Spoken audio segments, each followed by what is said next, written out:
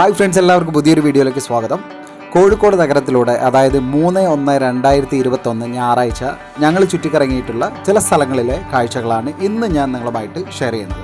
അപ്പോൾ നമുക്ക് നേരെ വീഡിയോയിൽ പോകാം. ഇതാണ് നമ്മുടെ മലബാർ ക്രിസ്ത്യൻ കോളേജ് ഹൈസ്കൂൾ. ഞാൻ പഠിച്ചതും ഇവിടെ തന്നെയാണ്. ക്രിസ്ത്യൻ കോളേജ് കഴിഞ്ഞ് മാവൂർ റോഡ് ജംഗ്ഷനിലൂടെ ബാങ്ക് റോഡിലൂടെയാണ് മാനാഞ്ചിറയിലേക്കുള്ള ഞങ്ങളുടെ യാത്ര.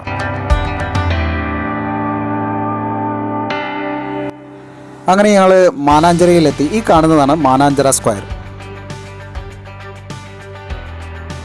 കോഴിക്കോട്ടുകാരും അതുപോലെ തന്നെ കോഴിക്കോടിലേക്ക് വരുന്നവരും സമയം ചെലവഴിക്കാൻ വരുന്ന ഒരു സ്ഥലമാണ് മാനാഞ്ചിറ സ്ക്വയർ. അത് കഴിഞ്ഞാലാണ് ബീച്ച്.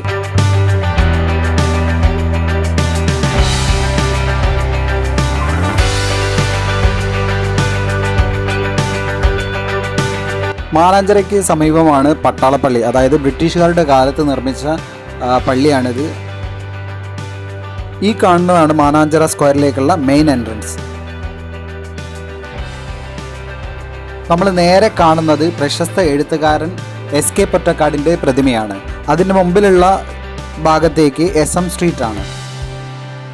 അതായത് കോഴിക്കോട്ടെ പ്രധാന കച്ചവട കേന്ദ്രങ്ങളിൽ ഒന്നാണ് SM സ്ട്രീറ്റ്. അതിനോട് ചേർന്നുകൊണ്ടാണ് കോഴിക്കോട് പബ്ലിക് ലൈബ്രറിയും റിസർച്ച് സെൻ്ററും ഉള്ളത്. മാനാഞ്ചിറയുടെ പ്രധാന ആകർഷണമാണ് ഈ കുളം.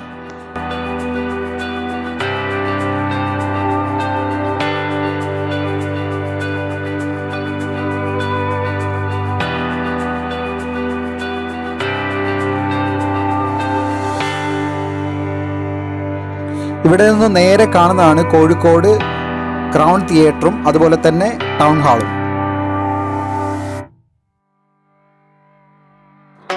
പിന്നെ ഞങ്ങൾ നേരെ പാരഗൺ ഹോട്ടലിൻ്റെ മുകളിലൂടെയുള്ള CH ഓവർ ബ്രിഡ്ജിലൂടെ ബീച്ചിലേക്ക് യാത്ര തിരിച്ചു. ഈ ബ്രിഡ്ജിലൂടെ യാത്ര ചെയ്യുമ്പോൾ ഒരു പ്രത്യേക സ്മെല്ലാണ്. പാരഗൺ ഹോട്ടലിൻ്റെ ഭക്ഷണത്തിൻ്റെ ഒരു അടിപൊളി സ്മെല്ലാണ് ഉള്ളത്.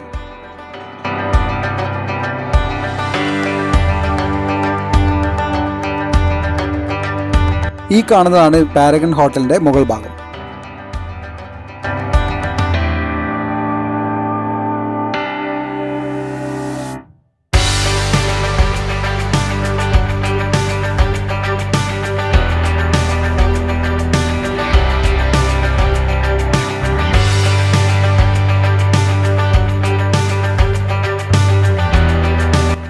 ബ്രിഡ്ജ് ഇറങ്ങിക്കഴിഞ്ഞാൽ പിന്നെ നമ്മൾ എത്തുന്നത് ചെറുട്ടൂർ റോഡ് ജംഗ്ഷനാണ്. ചെറുട്ടൂർ റോഡ് എന്ന് പറഞ്ഞു കഴിഞ്ഞാൽ ബ്രാൻഡഡ് ഷോറൂമുകളുടെ ഒരു ഏരിയ തന്നെയാണ്. ഇവിടെ എല്ലാതരം വസ്ത്രങ്ങളും അതുപോലെ തന്നെ ഫുട്വെയറുകളൊക്കെ ലഭ്യമാണ്. ഈ കാണുന്നതാണ് കോഴിക്കോട് ടാഗോർ സെൻട്രി ഹാൾ. ഇവിടുന്ന് അങ്ങോട്ടേക്ക് നല്ല അടിപൊളി ഭക്ഷണം കിട്ടുന്ന ഒരുപാട് ഹോട്ടലുകളുടെ ഏരിയയാണ്.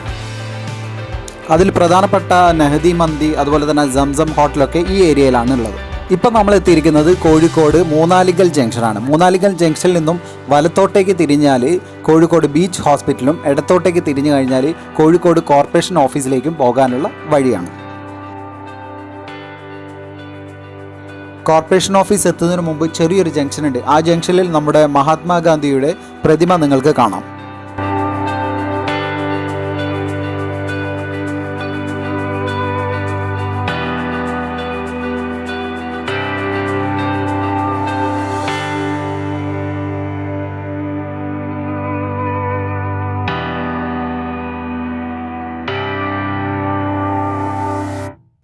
നമ്മുടെ വലത്തുഭാഗത്ത് കാണുന്നതാണ് കോർപ്പറേഷൻ ഓഫീസ്.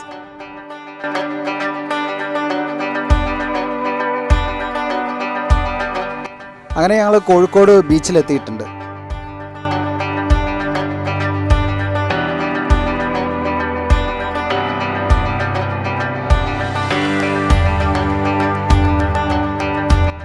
ഈ ഭാഗത്താണ് നല്ല ഐശ്വര്യതയും അതുപോലെ തന്നെ നല്ല പായസം, പിന്നെ കല്ലുമക്കായ, അങ്ങനത്തെ പലഹാരങ്ങളൊക്കെ കിട്ടുന്ന ഒരു ഏരിയയാണ് ഇത്. കോവിഡ് അല്ലാത്ത കാലഘട്ടത്തിൽ സാധാരണ രാവിലെ ഒരു 6 മണി മുതൽ രാത്രി 2 മണി 3 മണി വരെ ഇവിടെ ആളുകളുണ്ടാവും. ഇതാണ് നമ്മുടെ കോഴിക്കോട് ബീച്ച് ഹോസ്പിറ്റൽ. കേരള ഗവൺമെൻറ്റിൻ്റെ ഒരുപാട് വികസനങ്ങൾ വന്ന ഹോസ്പിറ്റലുകൾ ഒന്നാണ് ബീച്ച് ഹോസ്പിറ്റൽ. സാധാരണക്കാരും പാവപ്പെട്ടവരും ഒരുപാട് ആശ്രയിക്കുന്ന ഹോസ്പിറ്റലാണിത്. നമ്മൾ നേരെ കാണുന്നതാണ് കോഴിക്കോട് ഓപ്പൺ സ്റ്റേജ്. അതായത് കോഴിക്കോട്ടെ കലാ സാംസ്കാരിക പ്രോഗ്രാമുകളൊക്കെ നടത്തുന്നത് ഇവിടെ വെച്ചിട്ടാണ്. രാവിലെ ആയതുകൊണ്ട് സൈക്കിൾ സവാരിക്കാരെയും നിങ്ങൾക്ക് കാണാം റോഡുകളിൽ.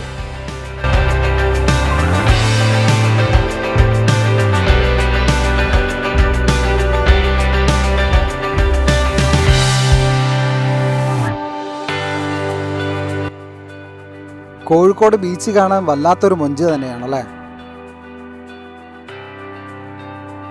ഈ കാണുന്നതാണ് നമ്മളെ കോഴിക്കോട് ആകാശവാണി. വിവിധ് ഭാരതിയുടെ വാണിജ്യ പ്രക്ഷേപണം കോഴിക്കോട് എന്ന് എപ്പോഴും നമ്മൾ കേൾക്കുന്ന ആകാശവാണി ഇതാണ്. പിന്നെ അതിനടുത്തായിട്ട് തന്നെയാണ് കോഴിക്കോട് കോർപ്പറേഷൻ ഓഫീസിൻ്റെ മുൻവശം.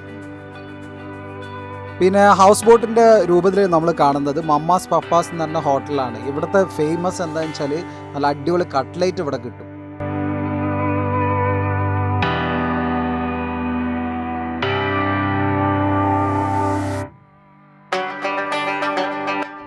ഈ കാണുന്ന സ്ഥലത്തൊക്കെ വൈകിട്ട് 5 മണി കഴിഞ്ഞാൽ നല്ല തിരക്കാണ്.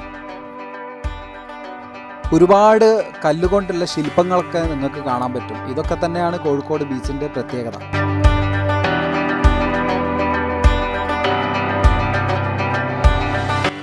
നമ്മൾ ഈ കാണുന്നതാണ് കോഴിക്കോട് സൗത്ത് ബീച്ചിലെ പാർക്ക്. ഒരു അടിപൊളി പാർക്കാണിത്. നമ്മൾ ഇതിൻ്റെ ഉള്ളിൽ കയറി കഴിഞ്ഞാൽ ഒരു അറബ് നാട്ടിലൊക്കെ പോയ ഒരു ഫീല് നമുക്ക് കിട്ടും.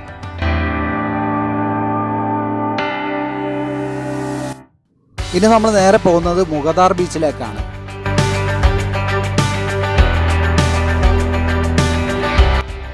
മുഗദാർ ബീച്ചിലേക്ക് പോകുമ്പോൾ നമുക്ക് നമ്മളെ ഇടത് ഭാഗത്തായിട്ട് ഒരുപാട് ചെറിയ വീടുകളൊക്കെ നിങ്ങൾക്ക് കാണാൻ സാധിക്കും.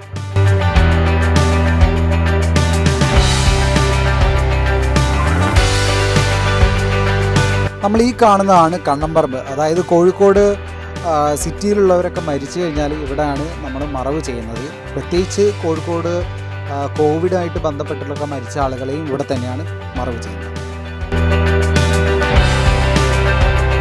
ഈ കാണുന്നതാണ് സൈക്കിൾ ട്രാക്ക്. കോഴിക്കോട്ടെ സൈക്കിൾ ട്രാക്കിനെ കുറിച്ചുള്ള ഒരു വീഡിയോ ഞാൻ ഇതിനു മുമ്പ് ഇട്ടിട്ടുണ്ടായിരുന്നു. ആ വീഡിയോ നിങ്ങൾക്ക് കണ്ടു കഴിഞ്ഞാൽ ഈ ഏരിയ കംപ്ലീറ്റ് നിങ്ങൾക്ക് മനസ്സിലാവും. അങ്ങനെ ഞങ്ങൾ കോഴിക്കോട് കോതിപ്പാലത്ത് എത്തിയിട്ടുണ്ട്. പാലത്തിൻ്റെ 2 ഭാഗത്തും നല്ല കാഴ്ചകളാണുള്ളത്. കല്ലായിപ്പുഴ കടലുമായിട്ട് ജോയിൻ ചെയ്യുന്ന ഒരു സ്ഥലം കൂടിയാണിത്.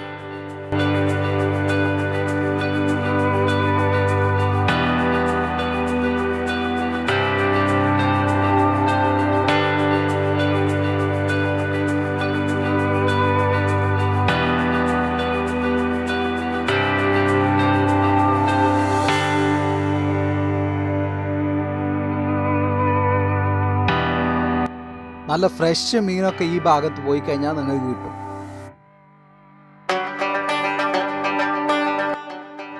രാവിലെ കുട്ടികൾ ഫുട്ബോൾ കളിക്കുന്ന കാഴ്ചയാണ് നിങ്ങൾ കാണുന്നത്.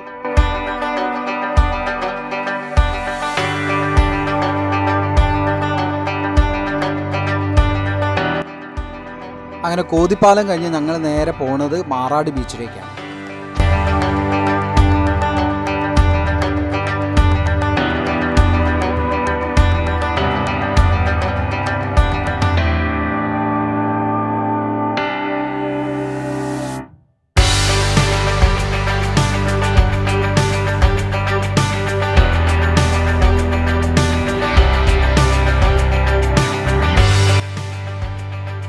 ഇവിടെ നിന്ന് നേരെ പോയി കഴിഞ്ഞാൽ മീൻചന്തയിലേക്കും വലത്തോട്ട് തിരിഞ്ഞാൽ മാറാട് ഭാഗവുമാണ്.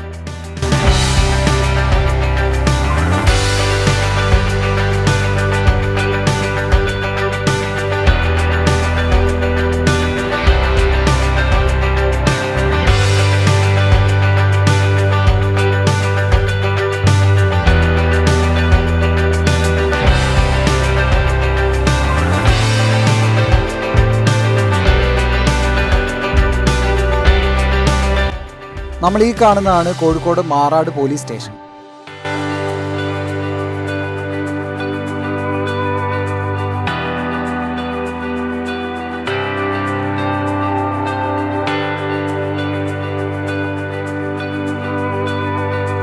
അങ്ങനെ ഞങ്ങൾ മാറാട് ബീച്ചിലേക്ക് എത്തിയിട്ടുണ്ട്.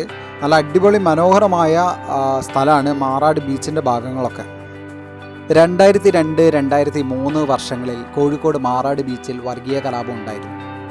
അന്ന് അവിടെ നിന്നും ഒരുപാട് ജനങ്ങൾ പലായനം ചെയ്യുകയും പിന്നീട് അന്തരീക്ഷം നല്ല നിലയിലായതിനു ശേഷം ആളുകൾ തിരികെ മാറാട് ബീച്ചിലേക്ക് വരികയും ചെയ്യുകയുണ്ടായി. കലാപത്തിന് ഇരയായവർക്ക് ഭയപ്പാടില്ലാതെ ജീവിക്കാൻ വേണ്ടി ഉണ്ടാക്കിയ ഒരു സ്വയം തൊഴിൽ പദ്ധതിയാണ് സ്പർശം.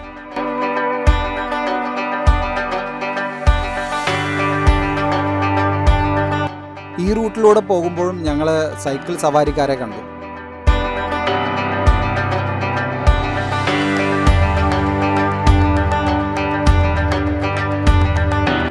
എത്ര മനോഹരമായ സ്ഥലമാണ് മാറാട് ബീച്ച്. ഷൂട്ടിങ്ങിനൊക്കെ പറ്റിയ സ്ഥലമാണ്.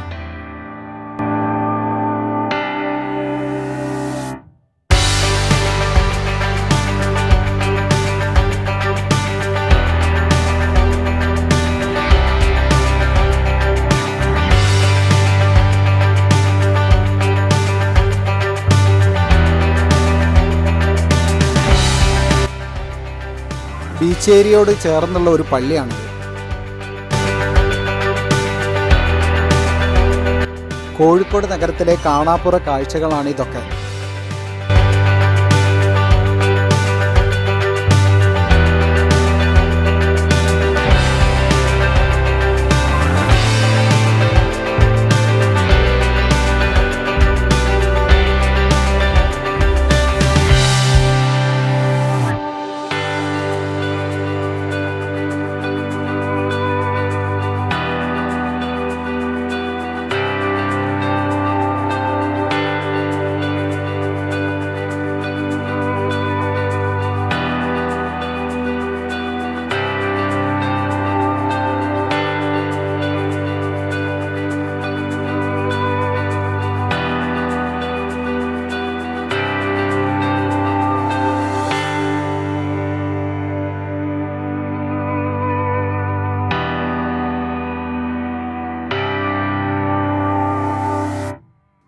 കുട്ടികൾക്ക് കളിക്കാൻ വേണ്ടിയിട്ടുള്ള ഒരു പഴയ പാർക്കും നിങ്ങൾക്ക് ഇവിടെ കാണാൻ സാധിക്കും.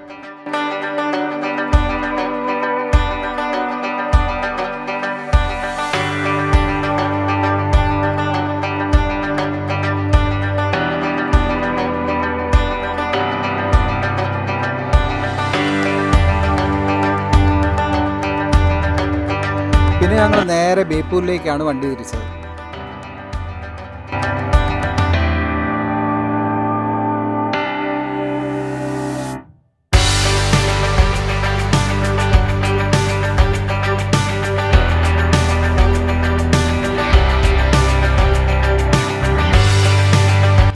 ഈ കാണുന്നതാണ് കോഴിക്കോട് മിൽമയുടെ ഡയറി ഫാം.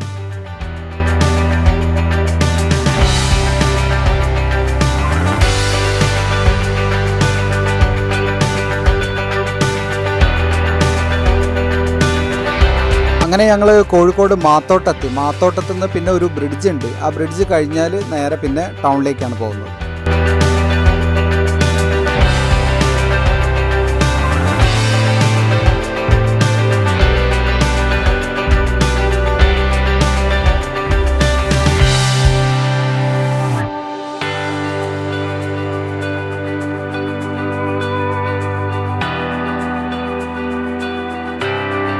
നമ്മൾ ഈ കാണുന്നതാണ് ആത്തിക് റെസ്റ്റോറൻറ്റ്. ഒരുപാട് വെറൈറ്റി ഫുഡുകൾ കിട്ടുന്ന ഒരു സ്ഥലം കൂടിയാണ് ആത്തിക് റെസ്റ്റോറൻറ്റ്.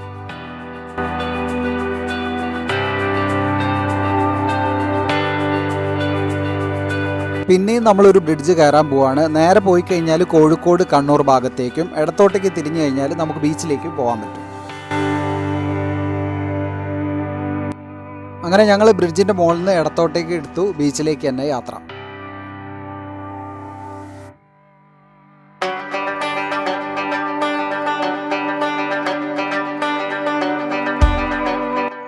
ഇപ്പോൾ നമ്മൾ എത്തിയിരിക്കുന്നത് ചക്കുംകടവ് ഭാഗത്താണ്. അവിടെ നിന്നും നമ്മൾ വലത്തോട്ടേക്ക് എടുത്തു ബീച്ചിലേക്ക് വേണ്ടി.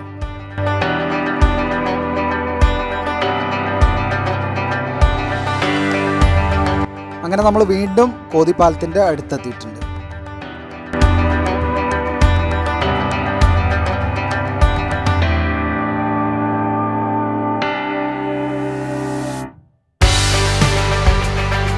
നമ്മൾ നേരത്തെ പറഞ്ഞിട്ടുള്ള കണ്ണമ്പറമ്പിൻ്റെ ഭാഗമാണിത്.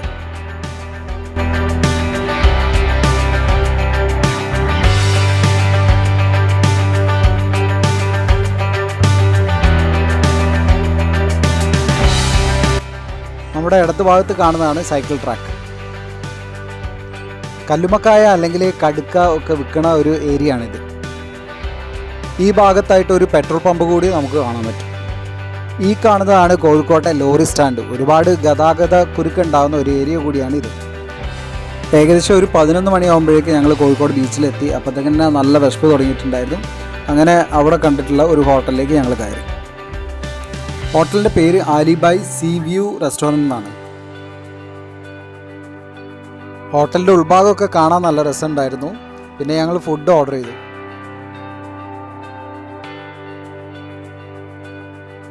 അങ്ങനെ നമ്മുടെ പൊറാട്ടയും ചായയും നല്ല അയക്കോറ കറിയും ഒക്കെ അങ്ങോട്ട് വന്നു. അങ്ങനെ ചായ കഴിച്ച് ഞങ്ങൾ പുറത്തേക്ക് ഇറങ്ങാൻ നിൽക്കുമ്പോൾ കാഷ്യർ പറഞ്ഞു, ഏതായാലും നിങ്ങൾ ഉള്ളിൽ കയറിയില്ല, മുകൾ ഭാഗത്തു നിന്നുള്ള വ്യൂ കൂടി നിങ്ങൾ വീഡിയോ എടുത്തോളൂ എന്ന് പറഞ്ഞു.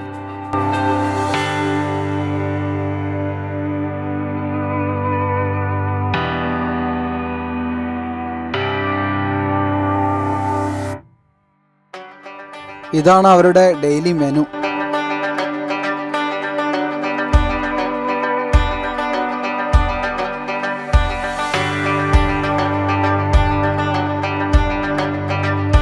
വീണ്ടും ഞങ്ങൾ യാത്ര തുടർന്നു.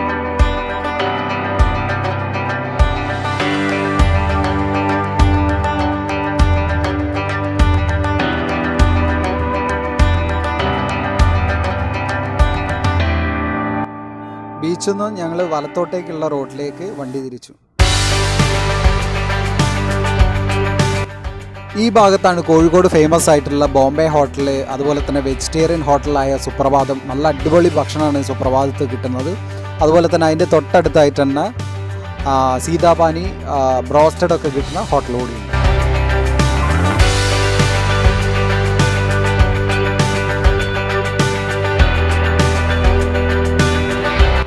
ഈ കാണുന്നതാണ് Kozhikode saint Joseph boys high school. ഇതിനടുത്ത് തന്നെയാണ് ആംഗ്ലോ ഇന്ത്യൻസ് ഗേൾസ് ഹൈസ്കൂളും ഉള്ളത്.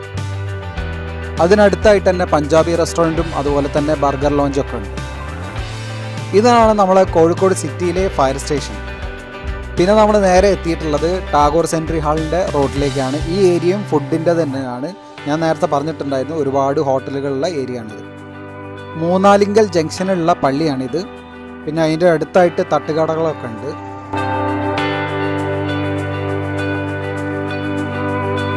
പിന്നെ ഞങ്ങൾ നേരെ കോഴിക്കോട് ബീച്ച് ഹോസ്പിറ്റലിൻ്റെ മുൻപിലൂടെ താജ് റോഡിലേക്ക് എത്തി. അവിടുന്ന് നേരെ ടൗണിലേക്ക് പോയി.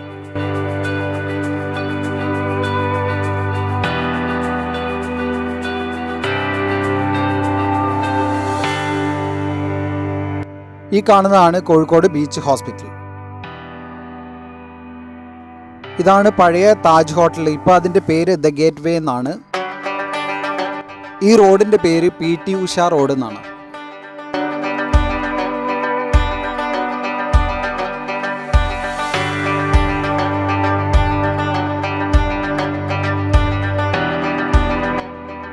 ഇത് പിന്നെ കോഴിക്കോട്ടെ വലിയ ബിൽഡിങ്ങുകളിൽ ഒന്നാണ്. ഈ കാണുന്നതാണ് മലബാർ ക്രിസ്ത്യൻ കോളേജും ഹൈസ്കൂളും. ക്രിസ്ത്യൻ കോളേജ് കഴിഞ്ഞാൽ ഒരു ജംഗ്ഷൻ ഉണ്ട്. ആ ജംഗ്ഷന് ഇടത്തോട്ടേക്ക് തിരിഞ്ഞാൽ കോഴിക്കോട് ബീച്ചിലേക്കും വലത്തോട്ട് തിരിഞ്ഞാൽ വയനാട് റോഡിലേക്കും നമുക്ക് എത്താൻ സാധിക്കും. ഈ വീഡിയോ ഇഷ്ടമായ ലൈക്ക് ചെയ്യുക, ഷെയർ ചെയ്യുക, സബ്സ്ക്രൈബ് ചെയ്യുക. പുതിയ വീഡിയോയുമായി നമുക്ക് വീണ്ടും കാണാം. ബൈ.